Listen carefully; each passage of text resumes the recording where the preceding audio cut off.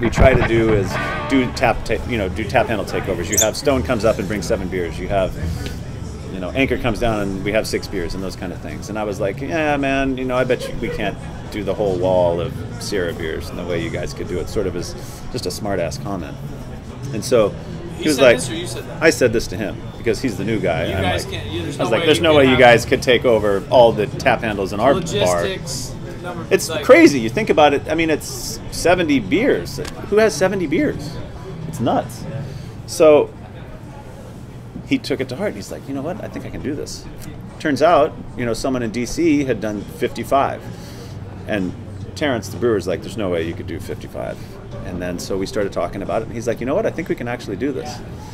It's like, no way. Let's do it. And so we started, you know, pulling things together.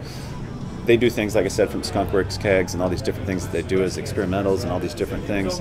They have barrel-aged things and all these different deals. So we were actually able to get together 70, technically we have 75 beers for our casks, so they're not technically, you know, on tap right now. But we've got 71.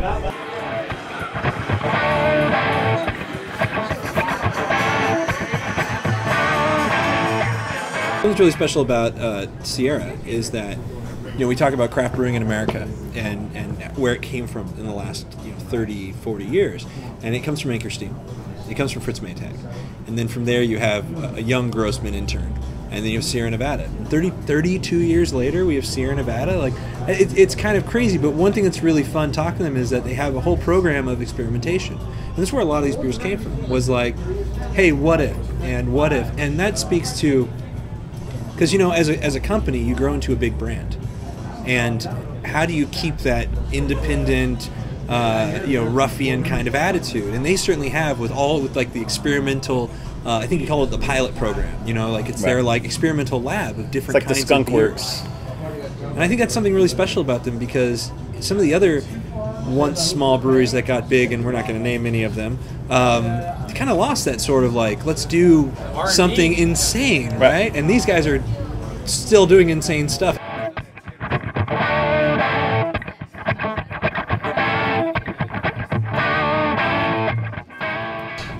It's kind of cool, right? Fun. So the funny thing is, the last record that was set, we didn't know this until like the other day. Was 50? Was 55. Yeah. So it's a leap. I honestly thought it was like in the 60s.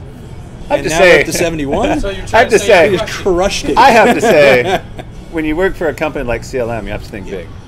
So, I think also what's cool about Sierra is that they're big on the sustainability, right? And so that's something with us, because we're trying to repurpose some of our waste in our restaurants. But I think largest solar array in Northern California or something crazy on top of the brewery. I mean, they're very big on the environment. It's one of their biggest initiatives for the organization as a whole. I mean, they insist on people going backpacking a couple weeks a year. I mean, what a cool place, right? I'd like to work for them next. No, but there's this conversation about